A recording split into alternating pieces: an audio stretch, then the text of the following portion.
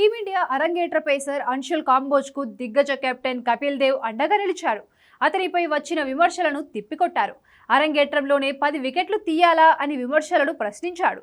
ఓ కుర్రాడి నుంచి అసాధారణ ప్రదర్శన ఆశించడం ఏంటని అసహనం వ్యక్తం చేశాడు. ఇంగ్లాండ్తో 4 టెస్టుల్లో అంశుల్ కాంబోజ్ అరంగేట్రం చేసిన సంగతి తెలిసిందే. సీనియర్ పేసర్లు ఆకాష్ దీప్, హర్షదీప్ సింగ్ గాయపడడంతో అంశుల్ కాంబోజ్కు టీమిండియా తరపున ఆడే అవకాశం దక్కింది. అతను తొలి ఇన్నింగ్స్లో 18 ఓవర్లు వేసి 89 పరుగులు ఇచ్చి ఒకే ఒక్క వికెట్ తీశాడు. దాంతో అతనిపై సర్వత్రా విమర్శలు వ్యక్తమవుతున్నాయి. తాజాగా ఈ విమర్శలపై స్పందించిన కపిల్ దేవ్ ఘాటుగా వ్యాఖ్యలు చేశారు. ఓ అరంగేట్ర పేసర్ తొలి మ్యాచ్లోనే 10 వికెట్లు తీస్తాడని భావించారా అంటూ ప్రశ్నించాడు. అతని సత్తాను అంచనా వేస్తే పర్వాలేదని, కొంచెం టైం ఇస్తే తప్పకుండా పుంజుకొని అద్భుత ప్రదర్శన చేస్తాడని కపిల్ దేవ్ అభిప్రాయపడ్డాడు. తొలి మ్యాచ్ ఆడుతున్నప్పుడు ఏ ఆటగాడికైనా కాస్త బెరుకుగా ఉంటుందన్న కపిల్, అంశుల్ బౌలింగ్లో మంచి నైపుణ్యం ఉందన్నారు. అనుభవం వచ్చే కొద్దీ తప్పకుండా మెరుగుపడతాడని, ఇప్పటికే అతనిపై విమర్శలు గుప్పించడం సరికాదని హితవు పలికాడు.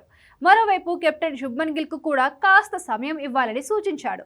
తక్కువ అనుభవం ఉన్న ఆటగాడు భారత్ లాంటి టీంను, అది కూడా టెస్టులో నడిపించడం అంత సులువు కాదన్నాడు. ఇక 4వ టెస్టులో దారుణంగా విఫలమైన జస్ప్రీత్ బుమ్రాకు కూడా కపిల్ దేవ్ అండగా నిలిచారు.